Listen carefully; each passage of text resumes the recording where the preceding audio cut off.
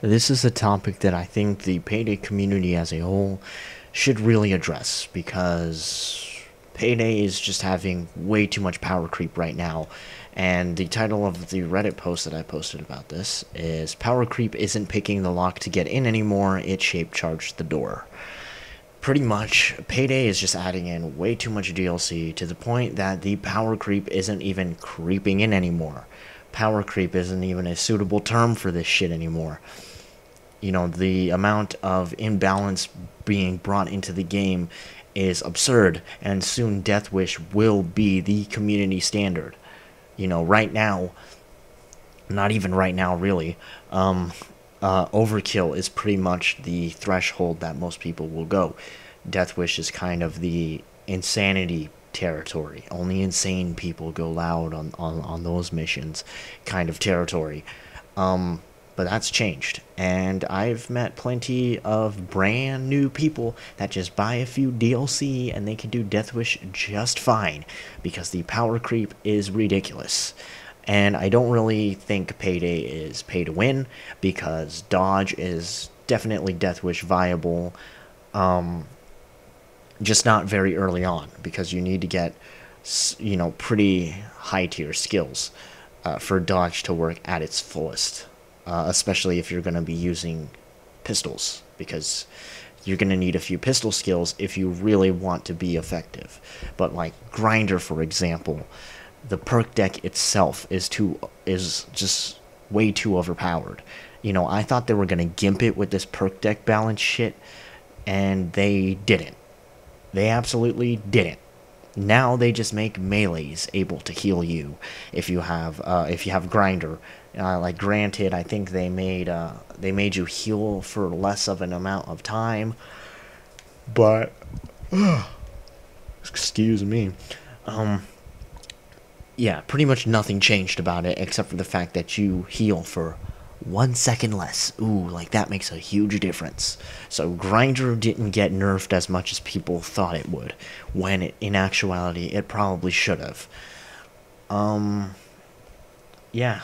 So Payday is kind of on its way to becoming pay to win, unless if they keep dodge, completely vanilla, and you can do Death Wish with dodge. I hope they don't nerf dodge and then not nerf Grinder.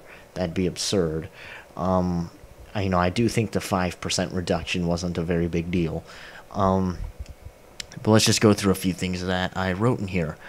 So, the biggest culprit everyone can agree on, except for the religious followers of this perk deck, is in fact Grinder. Grinder introduced the Call of Duty style of play into Payday. It took Payday's more duck and cover and not so Rambo style and distorted it. Now, people like to argue that dodge did the same, but I would argue the contrary. It still isn't as reliable as Grinder, so going out like Rambo isn't very effective as dodge. Sprinting through a dangerous area is not going Rambo. Shooting a tsunami of cops and barely taking any damage because your health regen is that of CODs, that is going Rambo. I will admit that dodge has a bit too much of an upper hand on the SWAT van turrets though.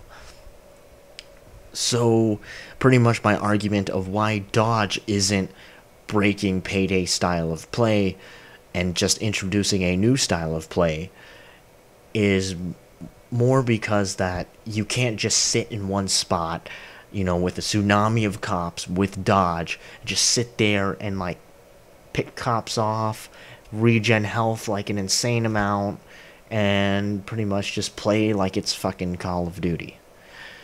Dodge, you actually have to pop in and out every once in a while. You can't sit out in the open for too much or else RNG will fuck you in the asshole. Dodge still has that style of play that Payday 2 and Payday the Heist is definitely more native to, which is duck and cover, not so Rambo, not really in your face like Call of Duty. Grinder, on the other hand, you can sit in front of a tsunami of cops, probably not dozers, but, regular cops. You can sit in front of an absolute tsunami, a wall, the Great Wall of China, full of those cops. And as long as if you keep shooting at them and getting hits, you will heal, and you will probably face really, really minute consequences if you were to mow down all of them with Grinder, simply because you will regen so much health that your health regen will keep up with the amount of damage that you're taking. There was an interesting video that I saw on YouTube of dodge versus armor versus Grinder, where the dude was sitting in front of a SWAT van turret. I always pronounce that word wrong. With no dodge. All right, he's crouching in the window of bank heist. He's letting the SWAT sentry shoot at him. He's taking damage. He's shooting back at the sentry. The sentry's taking damage from his gun. Because it's taking damage, he's healing. Because Grinder, if anything takes damage, you heal. He's shooting at the sentry, and his healing is keeping up with the sentry's damage per second. That's insane. That tells you that something is definitely not right. Grinder isn't the only power creep, though.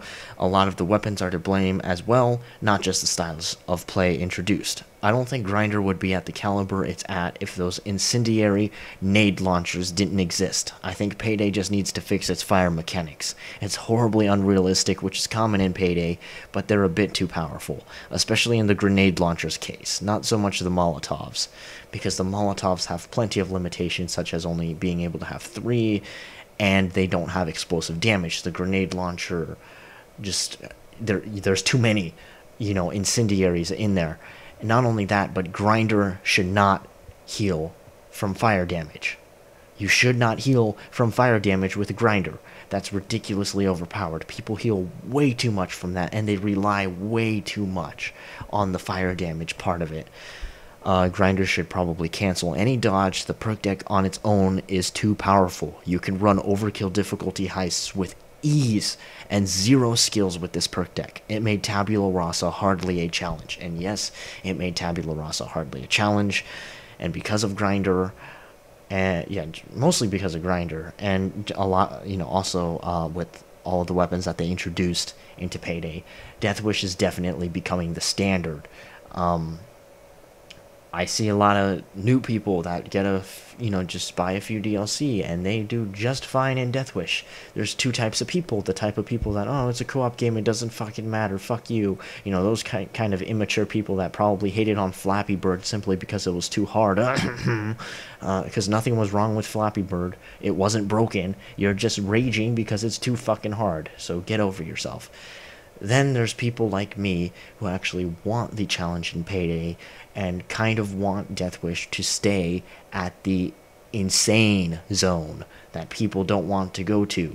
And that's good for a co-op game because it puts in more replay value. It makes you want to be that good. And when you are able to accomplish Death Wish, you will feel very good. Just because it's the insane zone. But now Death Wish has pretty much become the community standard, and I don't think they should add in another difficulty. And I explained it a little bit on my last paragraph, I think. Now, I'll admit right now, Overkill probably dug too deep to get themselves out of this. Beefing up the police force doesn't seem like the right thing to do, and nerfing things left and right also doesn't seem like a good solution. The only thing I can say is they need to think more about the things they add in. Otherwise, Death Wish will become the community standard, and I don't want that. I loved having Death Wish be that "are you insane" territory, but that's slowly fading, and I feel it in the community. As much as I support adding in skills and builds that are somewhat Death Wish viable, I think it's gone a bit too far. Like, yes, I'll agree that when DW Death Wish was first added in, it was a little too hard just because the skills and weapons were pretty far from dealing with Death Wish situations. But again, now it's just gone too far.